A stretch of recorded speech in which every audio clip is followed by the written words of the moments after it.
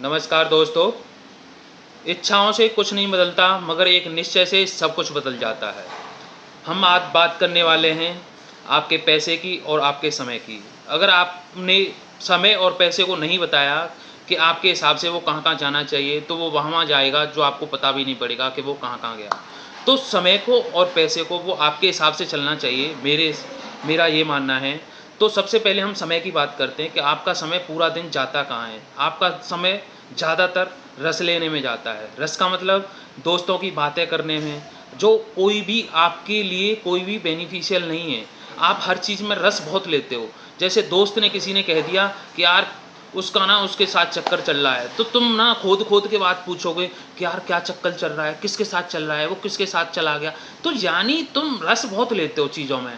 तो अपना टाइम को पहले तो मैनेज करो, देखो कि तुम्हारा समय पूरा दिन जा कहाँ रहा है। अगर नहीं कुछ हो रहा है तो आप एक डायरी ले लो, हर मिनट का, हर सेकंड का उसमें नोट डाउन करो कि मेरा ये 1 घंटा इधर गया, 1 घंटा इधर गया। तो आप एक एनालिसिस कर सकते हो, मॉनिटरिंग कर सकते हो, कंट्रोल कर सकते हो।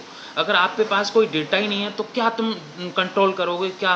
यानी एक हर वक़्त अपना समय बर्बाद फालतू की चीज़ों में मत करो। देखो समय तो बर्बाद होता ही होता है, उसके साथ-साथ क तो क्या होता है कि आपकी बुद्धि, आपकी ऊर्जा भी गलत जगह पे लगी होती है।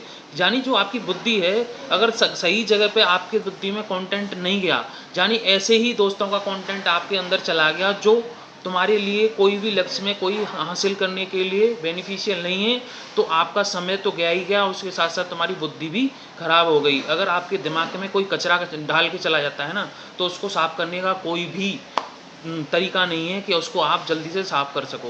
आपके घर के कचरे को जल्दी साफ़ कर सकते हो, मगर कोई दिमाग में कचरा डाल के चला जाए, तो उसको आप साफ़ नहीं कर सकते हो। तो सबसे पहले अपने समय के लिए कि मुझे क्या करना है एग्ज़ैक्टली, है ना? तुम प्रॉब्लम पे फ़ोकस बहुत करते हो कि भाई मेरी प्रॉब्लम ये है, मेरा समय ऐसे चला जाता है। ऐसा नहीं, बस 2 टाइम पंच, 1 टाइम लंच, इस पे फ़ोकस मत करो। अपने समय को कुछ नहीं है तुम्हारे पास करने को, तो कुछ नहीं, एक समय बैठ जाओ, साँसें ऊपर-नीचे करो, अपनी साँसों पे फ़ोकस करो, ध्यान करो। तो कुछ नहीं तो वर्जिश करो, शरीर को थोड़ा स्ट्रॉन्ग बनाओ, मन को स्ट्रॉन्ग बनाओ। तो ये अपना कुछ काम कर सकते हो। तो यानी समय को सही सदुपयोग करो उसको। ऐसा नहीं कि दोस्तों के साथ बर्बाद कर रहे हो उसको। तो नंबर दूसरा हम बात करते हैं मनी की। मनी को आपके हिसाब से चलना ही चाहिए, अगर नहीं मनी आपके हिसाब से चलेगा तो बहुत दिक्कतें होने वाली हैं। क्योंकि जब आप मनी के आर्थिक स्थिति से आप स्वतंत्र हो जाते हो, तभी चीज़ें आपके पास आती हैं। यानी कोई भी चीज़ नहीं सीखना चाहते हो, आपके पास स्वतंत्र हो, आप कहीं पे भी जाके कहीं भी भजन कीर्तन कर रहे हो या आप घूमने का फिरने का मज़ा ले सकते हो। यानी जब आप आर्थिक स्थिति से स्वतंत्र होंगे। आर्थिक स्थिति का स्वतंत्र का मतलब यही है कि आपको पैसे की टेंशन ना हो, कल ना फिर कभी। तो पैसा मतलब हमें देखना होगा कि पैसा हमारा जाता कहाँ है, यानी पैसा जाता कहाँ है, यानी कैश का फ्लो वो किस साइड में हो रहा है। तो कैश का फ्लो होता है ना, 3 साइड में ही होता है। देखो गरीब लोग कैसे कैश फ्लो करते हैं, पैसे का कहाँ फ्लो करते हैं, मिडिल क्लास के लोग कहाँ फ्लो करते हैं और अमीर लोग कैसे फ्लो करते हैं पैसे का। सबसे पहले बात करें कि जो पैसा आता है तुम्हारा, जो भी इनकम आई, सैलरी से आई, शेयर लिया, उसकी डिविडेंड आया, यानी जो भी इनकम आपके पास आई, सबसे पहले एक्सपेंसेस होंगे तुम्हारे जो खर्चे हैं, यानी बिल का खर्चा हो सकता है, आपके रूम का खर्चा हो सकता है, बच्चों की फीस हो सकती है, यानी ये खर्चे हो सकते हैं, यानी एक्सपेंसेस। तो एक्सपेंसेस तुम्हारे जो एक साइड में हुए हैं, नंबर 1। नंबर दूसरा तुम्हारा ये है कि नंबर दूसरा एसेट, यानी एसेट वो होता है जो आपके संपत्ति है। संपत्ति यानी जो आपके पैसा जेब में आ रहा है वो है एसेट आपका। तो एसेट सबसे ज़्यादा आपने कोई कार खरीदी तो आपके वहाँ से कार से पैसे आए तो वो हो गया आपका एसेट। और नंबर 3 आती है लायबिलिटी। लायबिलिटी मतलब दायित्व। आपने गाड़ी भी खरीद ली, आपने 7 लाख की गाड़ी खरीद ली, 10 लाख की गाड़ी खरीद ली, वहाँ से कुछ नहीं आएगा, आपका पैसा और ब्लॉक हो गया। आपका पैसा ब्लॉक हो गया, जो भी पैसा था वहाँ से इनकम जनरेट नहीं होगी। नंबर दूसरा, कोई भी आपने घर खरीद लिया, उसकी इनकम नहीं हो रही है, आपका रेंट भी नहीं आ रहा है, तो वो आपकी लायबिलिटी हो गई। तो लायबिलिटी और एसेट में दोनों में अंतर समझना होगा। एसेट वो होता है जो आपकी जेब में पैसा डालता है और लायबिलिटीज़ वो होती है जो आपकी जेब से पैसा निकालती है। हो सकता है देखो लायबिलिटीज़ खरीदनी है, ऐसा नहीं अमीर लोग लायबिलिटीज़ नहीं खरीदते, मगर एक स्तर के बाद मैं बताऊँगा कि कब वो चीज़ों को कब खरीदते हैं।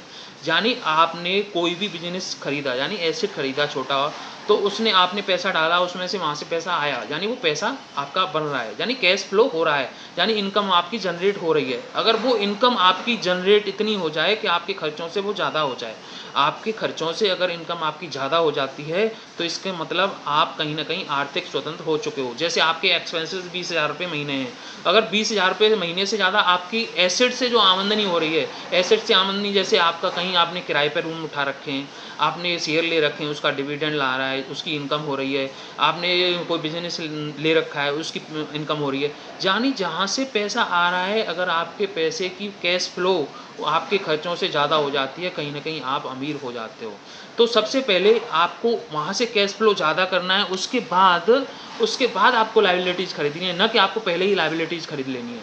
तो अमीर लोग हमेशा लायबिलिटीज़ बाद में खरीदते हैं, मिडिल क्लास के लोग सबसे पहले लायबिलिटीज़ खरीद लेते हैं, उसके बाद क्या करते हैं, वो ईएमआई भरते रहते हैं, इसकी ईएमआई, कार की ईएमआई। हमेशा ध्यान रखो कि आपको कैसे अपनी पैसे का कैश फ्लो रखना है ना? कैसे पैसे को कहाँ आपको सदुपयोग करना है। आपको अपने पैसे को अपने हिसाब से ही चलाना है, ना कि पैसा आपको चलाए। अमीर लोग हमेशा पैसे पे हम अपना काम करवाते हैं, पैसे पर अपने लिए काम करवाते हैं, और गरीब लोग हमेशा पैसे के लिए काम करते हैं।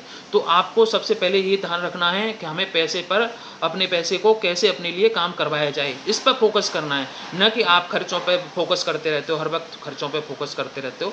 तो खर्चे पे फ़ोकस नहीं करना है, सबसे पहले आपकी आमदनी पे फ़ोकस करना है कि आपके पास आमदनी कैसे आए। तो सबसे पहले आप अपना ध्यान उस पे लगाओ कि आपकी आमदनी कैसे बढ़े, कैश फ्लो कैसे बढ़े, ताकि आपके खर्चे सुचारू रूप से चल सकें, आप आर्थिक स्वतंत्र हो सको। तो आज के लिए दोस्तों काफ़ी है। धन्यवाद, बहुत-बहुत धन्यवाद।